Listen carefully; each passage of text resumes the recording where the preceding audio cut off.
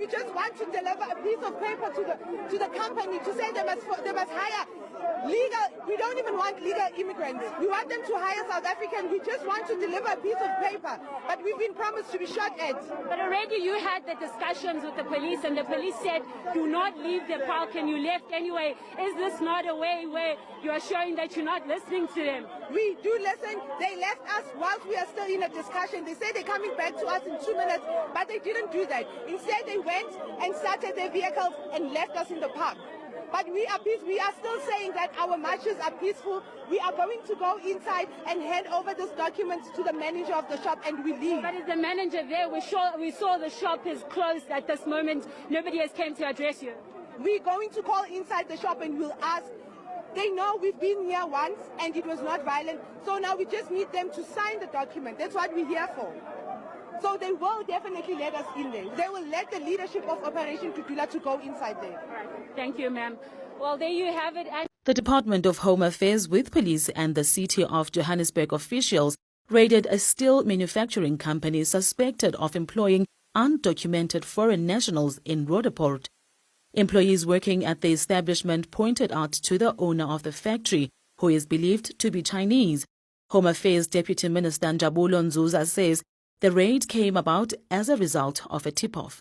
Part of what we are doing here is that we want to send a message, not just to arrest the illegal immigrants, but also the employers.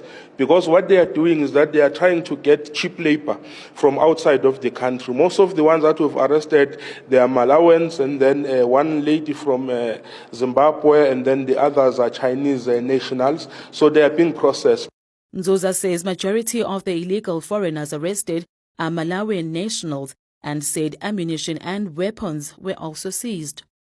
Part of the things that they found here is ammunition, weapons, and all sorts of things, which really point to a police matter now, and the police are handling that particular matter. But we know that they've already fingered the owner. They say is the boss, and the boss is apparently in another suburb somewhere around here in Gauteng.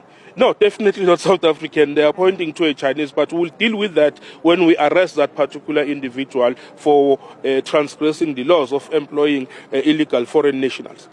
Meanwhile, the 4-day raid led by acting Johannesburg Mayor Kenny Kunene and Human Settlements MMC Mlungisi Mabaso resulted in 54 illegal foreign nationals being arrested this morning. Kunene says immigrants found hiding in rubble in the workshop come from Malawi and Mozambique. Here we found that this building is, or the person that employs people here, is a Chinese national. When we arrived, we found 3 Chinese, 2 males and females, no documentation, van.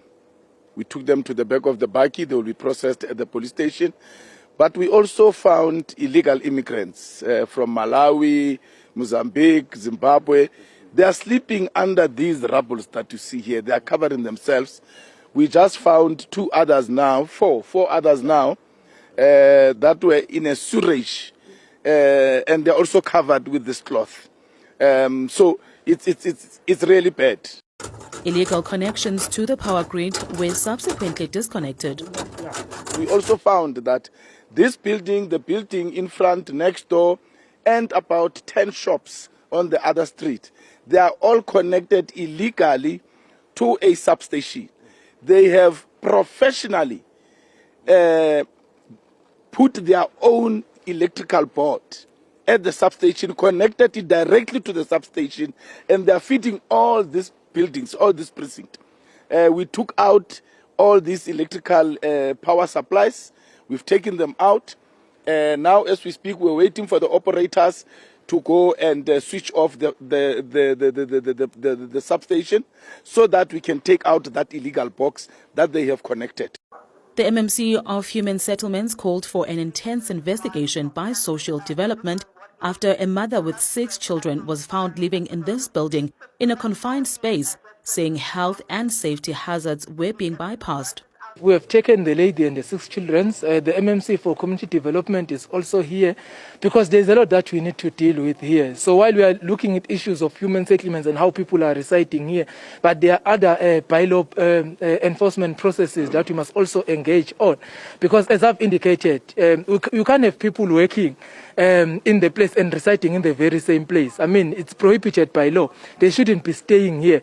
Underpaid employees at a cookie manufacturer that was raided say they work under duress and do not have proper workwear. South